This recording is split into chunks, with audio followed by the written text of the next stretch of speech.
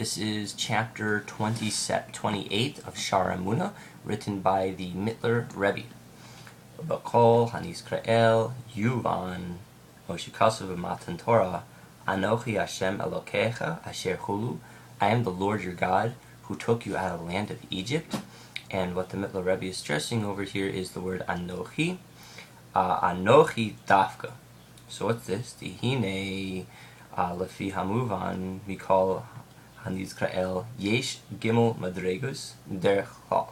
Okay, so we're in reference to the word Anochi and the perception of it.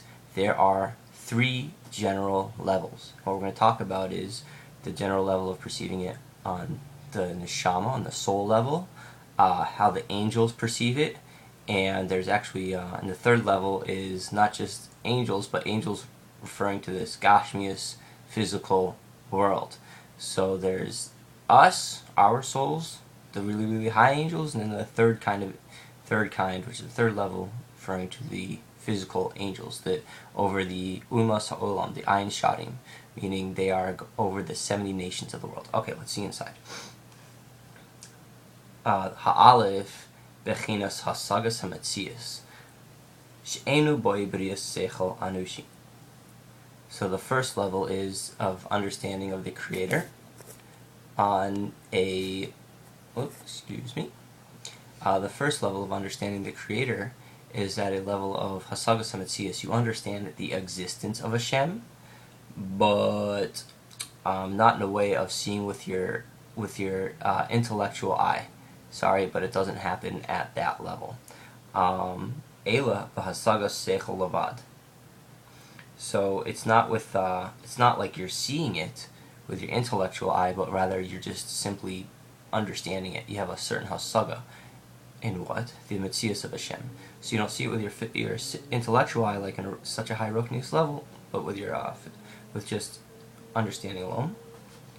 V'gam ze eino rak bechinas metzias hispashtus elokus benivroim v'loi b'mohu so klal. And also on this level of understanding, having a hasagas on metzias itself and the existence of Hashem, this is just the level of the way in which Hashem spreads himself out throughout the worlds, within the Nevroim, within his creations. You understand that Hashem exists. How do you understand? Because of everything that's going around you. You see Hashgacha Pratis, divine providence in the world. You see that, say you're an astronomer, you see the way in which everything works. You see that there has to be a creator behind it. You see the way in which the world works. You see that these things can't happen unless there's a divine energy making it happen. It's not just some sort of weird accident. But you don't understand the mahus, the mahus. You don't understand the essence of it at all. The essence of Hashem. You just, with your intellect alone, you can understand the way in which Hashem spreads himself out throughout the worlds. Bainu kol medregas hamalachim el yoinim sha'imrim shira shizehu rak bechinas hasagas ha'or metzias elokus ha'ba b'derech tzimtzum gadol be'echus hisavus brias ma'ayin liyesh. So then, now we're going to talk about the malachim, the high angels, that on this level, they sing out to Hashem and they're like, yeah, woohoo! Now their wings go up and they start chuckling, And this level, what's the difference? They have an understanding of the or. They have a hasagas or ha'elokus. Not just that he exists, but now they have an understanding on his or, the way in which Hashem is shining throughout the worlds. However, even on this level as well, there's also a tzimtzum. There's also a contraction of Hashem's light. It's not just, oh wow, look, I see Hashem. Isn't this beautiful? Isn't this grand? I can see everything. No, it comes in a contraction. That's the tzimtzum gadol, and it comes down in a certain amount of quality. The way in which Hashem provides for the world with his light, creating something from nothing. And from nothing, he creates something. So they understand this. Bainu, ma she'enu masig rak or koach eloki, shemesham metzias chayusoi v'havusoi levad. And what they're understanding is, again, the or, of the Koach Eloki, of the power of Hashem, that from this level they understand his existence, and they understand the way in which he enlivens the world and brings it about. Levad. V'zehu oifen hashiru shalo. And then they, therefore, because they're understanding the Or of Eloki, that God's providing a certain chayas in the world, they sing out and go, yeah! V'zehu haba v'ishtashlus madregos b'kol ila v'alo. And this comes in such a way that Hashem has an order of creation. So whichever part within which that malach is in the order of creation in Seder Histalshalus, whether it's in Atzilus, Bria, Yetzira, or even Asiya, they sing out to Hashem. And it's in such a way, it's like Ila v'al. Some interpret Ila v'al to mean cause and effect.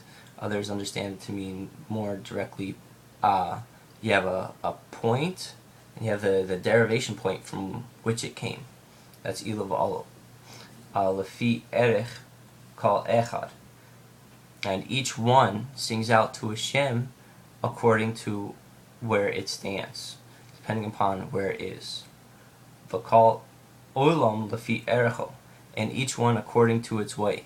So whichever point it's standing, within the Seder of Histalshus, within the creation of the world, whether it's in, Bria, Yetzira, Asiya, and even the high world of Atzilus, at that level, whichever point it's standing, that's the capacity with it sings and praises Hashem for the different parts of where it is, and understanding that it's Hashem creating it all, and praises Hashem for it. Hainu lefi erech tzimtzum v'hahester, and it's all according to tzimtzum. They're praising Hashem, but they're able to do it because they have a certain Hashem's contracted his light and is allowing them to exist and is allowing them to sing out to him, but in such a way that it's not like that they're understanding the mahus of Hashem, they're just understanding the mitzias. Yeah. And even to the world of Asiya, angels exist. In the spiritual world of Asiya, Sham nismai, there's minimized ha'ora eloki. The godly light is minimized over there. Yoser very much. The Hester bechitzonis hakelim. The malchus tisiya. Ayade riboy hamesechim. So what happens over there is that in the spiritual world of Asiya, the light gets hidden so much until you have like the very outer aspects of the last sphera of malchus over there in Asiya. And you have many coverings. So you even have angels on that part. So now angels on that part, that's going to be the third level. That's going to be the ayin shadim. Ad bechinas noiga d'asiya, until you get the certain level of noiga d'asiya, as we've mentioned earlier. Ayin sadim, and this is the third level, which is the 70 malachim. So this is such a low level now that it's essentially related to the gashmiistical world. And these malachim that relate to the gashmiistical world, they also praise Hashem, but on a much lower level than, say, malachim and Atzilus, far lower. However, it's not like they're held responsible for it and get punishment because they're not praising Hashem as high as the angels and Atzilus. In fact, quite the opposite. There is no reward and punishment for angels kaviyachol. Rather, they're just, because of whichever level they're standing on, that's the level in which they praise Hashem. They don't move, meaning they don't have free will to move, meaning they can't go up, they can't go down based on their own free will and how they're acting according to what they think is the right thing. They within their level of standing, they can get aliyahs, but only in that certain madrega. Meaning, when they get a certain level of Hashem and Elokus and a certain Shefa and a certain Chayos and everything due to our work down here in this world, then the angels go woo woo woo, and they can get aliyahs and stuff, and they can go up and they praise Hashem for it. And of course, if we do not what we're supposed to do, then the angels they're not flapping their wings too much. They ain't too happy because the Shefa and Or Eloki that they're receiving isn't as great. But they're not going up and down to their capacity. It's only through our doing to our mitzvahs.